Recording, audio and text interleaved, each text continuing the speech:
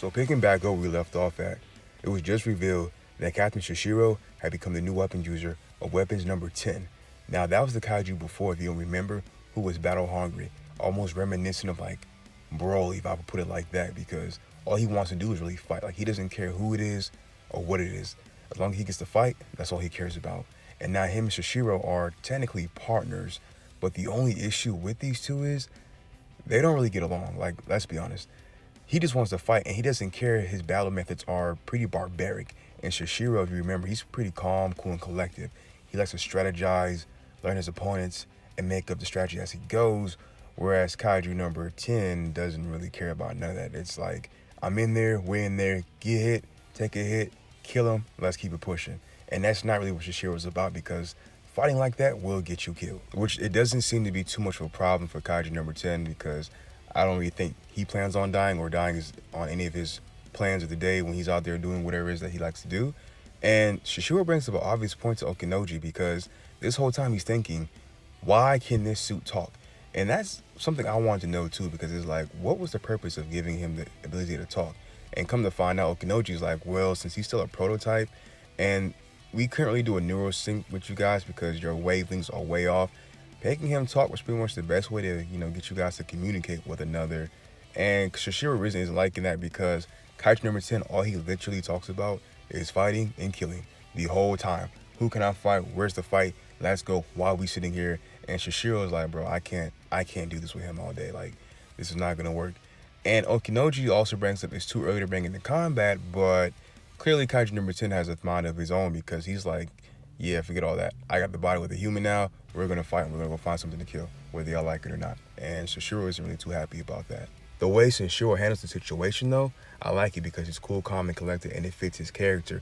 He pretty much tells Okinoji, like, hey, look, those are the gambles we have to take, because we don't have really too many options when trying to get the upper hand on Kaiju number 9.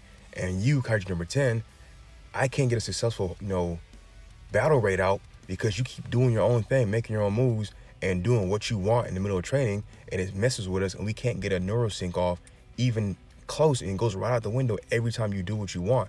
And he pretty much breaks it down to my, look, if you keep doing what you want to do and not listening to me, I'm going to end up dead, and you're going to demolish. That's pretty much how this is going to end up. And Kaiju number 10 kind of sits there and he thinks like, I don't really want to end up demolished, so I don't want to end up dead, because then I can't fight anymore. So it's like, I guess, okay, whatever, I'll do what you want. And Shishiro was like, bet. Now we have an agreement on how we're going to do things. Even though I don't really think Kaiju number 10 is going to really listen to him long enough. He might for the time being, just to make sure they live long enough. But once he sees something he wants and wants to do it his way, he's going to be like, yeah, we're going to do this my way. And that's literally what he does. Even after hearing everyone speak and what everyone said, and even after literally just agreeing with Shishiro on listening to him and taking his orders, he still does what he wants to do. He cut a clean hole in the bottom of the helicopter and they fell through. And Okinoji and everyone else is like, yo, in the middle of the helicopter, like, what are you doing, dog? And as he's falling, they're like, yo, so what's the plan? And he's like, the best plan is no plan. He literally pulls a Luffy and Goku. He's just like, you know what? We're just gonna go in. And he lands them in the middle of a kaiju infested area. So now it's like, bet. He doesn't really care about dying. He just wants to fight strong opponents, even if that means putting Shishiro's life in danger, because it's apparent Kaiju number 10 is not really, what's what I'm looking for? He's not really afraid of death. He embraces it. Matter of fact, I think the thing dances with death on a daily, and this is just another fun ride for him. And because of that, Shishiro says, I'll just save the lectures for later. Right now, we get down to business. But in the midst of getting down to business, Kaiju number 10 stops them both dead in their tracks, and he plants his tail in the concrete. And Shishiro and Okinoji is like, yo, what the hell are you doing? And they almost get attacked by the swarm until Shishiro jumps in the air, and he's like, yo, bro, like, what are you doing? He's like, look, we know we can easily take out the swarm, but what's the fun in that? Let's go to the right and take out the bigger ones. And Shishiro's like, yo, bro, that's totally not part of the plan. Like, no, we're not doing that. And of course, number 10 is like, hey, I just want to test your strength out. And which causes them to get smacked by this big one right into the airfield, air hangar. And there's like a whole swarm inside of there. And now they're bickering between each other, like, who's going to do what? And everyone's just watching on the screen like, bro, we knew this was a bad idea from like day one. Like, I don't even know why Shishiro agreed to do this with him, because clearly he just wants to get stronger, whether that causes him to lose a limb or their life, he doesn't care. And now he's put him and Shishiro in a predicament where it's pretty much life or death. after taking a direct hit from that leader of the kaiju, of that little small group that they're fighting, he kind of has everyone on edge. And during this entire situation, Kaiju number 10 is laughing. So he really thinks this is a game. Like, it's really a life or death situation, and he's just laughing about it. And now their combat power has dropped to 34%, which isn't good, which has Okinoji and the other scientists in fear because it's like, yo, you guys have to pull back. And they want Shinshiro to go into another suit. However, Shinshiro's like, nah, we're going to pull through this right here, right now. We're going to sync our neural system. We're going to beat these kaiju because this is really like our last chance. And while he's emphasizing that to Kaiju number 10, it's like he's listening, but he's not listening because he has to really convince Kaiju number 10, like, hey, look, I'm all for fighting strong opponents just like you. However, I want to live to see another day.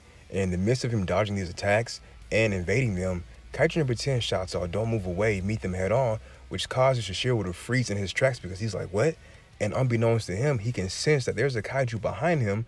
And this kaiju in particular has a whole plane that he tries to literally crush Shinshiro and Kaiju number 10 with.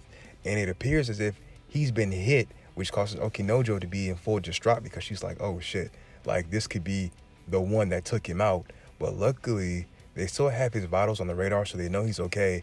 And of course, it's Shinshiro, so we know he dodged that. Like, he wouldn't go out that easily. But he says it predicted his movements and proceeded to slam an entire plane on top of him, in which Kaiju number 10 pretty much kind of scoffs it off. He laughs about it because he's like, hey, what kind of dope are you? Like, had you just listened to me from the get-go, we would have been fine and I could have avoided that entire debacle that just happened. But he starts to think to himself like, hey, perhaps it was too much of me to ask you to cooperate. And as he sits there and dawns upon this, he sits there and he thinks about Kafaka because it's like, why do I always get the ones who just don't know when to quit? And as he reminds number 10 again that because of his malfunction and defunction as a weapon, it will cause him to be decommissioned. He's like, well, I can't go down here because you want to do things your way. So he says, you know what? I'll give in. We'll play it by your way, which catches number 10's attention.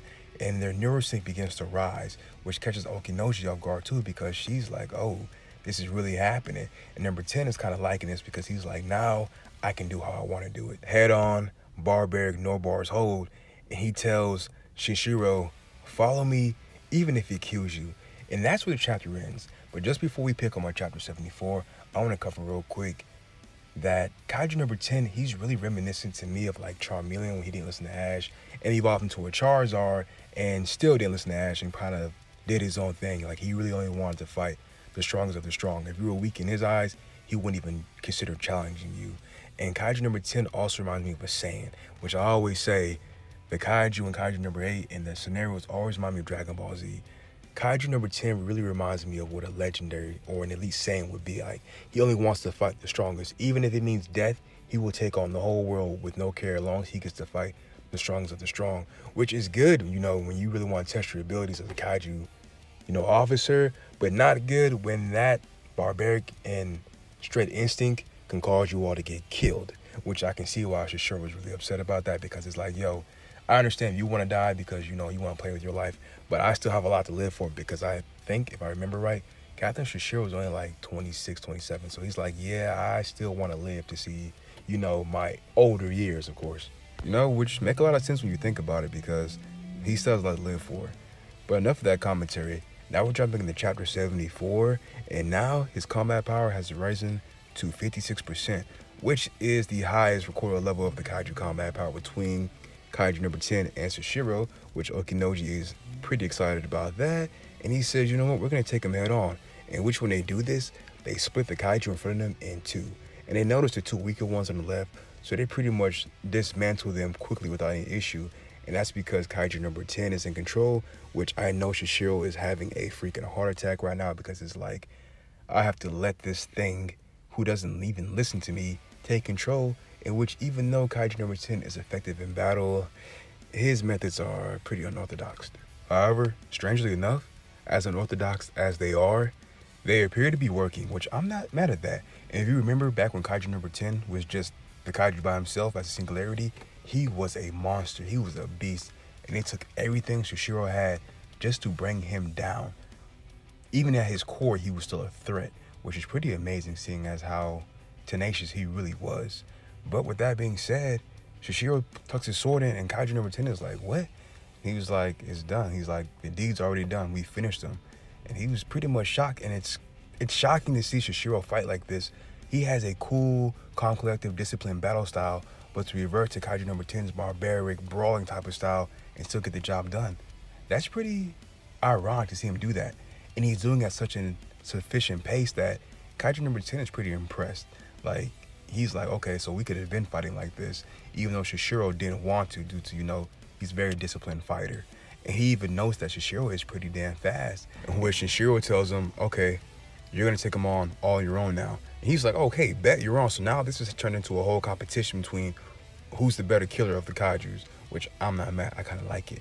And Kaiju number 10, of course, does his work. And Okinoji and them, they're pretty shocked because they didn't expect this. And Shishiro tells Kaiju number 10, like, look, you failed. Look, all these shards started hitting me. And she's like, yo, don't taunt him. And Kaiju number 10 is like, hey, bro, the only reason why they even hit you is because you haven't drawn out my full power yet. And when Shishiro was like, well, okay, well, what are we waiting here for? What are we talking for? Let's get to this. We have work to do. So now this competition has gone through the roof because now they're like, okay, I bet you I get you to 100%. And I bet you I will decimate all these kaiju with each their fodder to be. They're nothing. They're weak. That's what he's looking at it right now. And then, of course, the alpha comes. And Kaiju number 10 is like, oh, yeah, bet. All money in. It's on now. As I said earlier as well, Shishiro has noted he's not a fan of this kind of bonehead fighting. And Kaiju number 10 just tells him, hey, look, spare me the details. Because he's like, look, this might not be your style, but this is all my style. And which we can see it's really effective, which we can't complain on that. But there is a backlash to that because being a barbaric fighter will get you killed. But in this case, it seems to be doing quite the numbers. And as they literally run through all the kaiju, decimating them at the same time, they reach the big one, the alpha. And Kaiju number 10 tells Shishiro, like, look, I'm not worried about these little ones. I can see them just fine. My main focus is the alpha. You focus on him and I'll deal with them, as he slices them up with his tail, which is kind of incredible how he can do that without really like losing his concentration while still neuro syncing with Shishiro, which I'm still trying to figure out the science behind that. But I'll make a video about that later because it's pretty detailed how they got this like down packed. And as they make their way through the crowd, as you can see a clean cut, Shishiro was like, yo, let's finish this off. At which Kaiju number 10, ironically enough, he's enjoying this. Well, it's not ironic because he does like to fight. It's ironic that the fact he's enjoying that he's fighting with Shishiro now.